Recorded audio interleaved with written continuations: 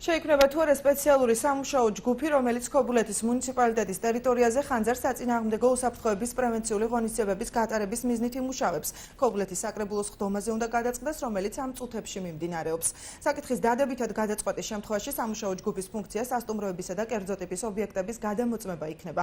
ჯგუფი სხვადასხვა სფეროს წარმომადგენლებით დაკომპლექტდება, მონიტორინგის დროს ადგილზე მიღებული ინფორმაციის თანახმად კი ობიექტების მეპატრონეებზე რეკომენდაციები გაიცემა.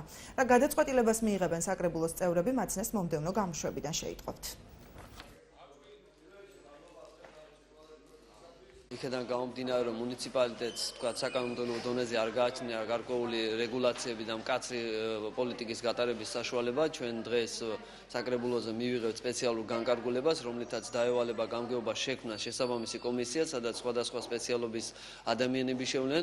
ისინი შეისწავლიან სასტუმროებში არსებულ სიტუაციას ხანძარსაწინააღმდეგო უსაფრთხოებასთან დაკავშირებით და შემდგომ შეთავაზებენ შესაბამის რეკომენდაციებს, რა უნდა გამოასწორონ იმისათვის, რომ ის ელემენტარული ზომები უსაფრთხოებასთან დაკავშირებით იყოს დაცული როგორც საოჯახო, ისე ჩვეულებრივ სასტუმროებში.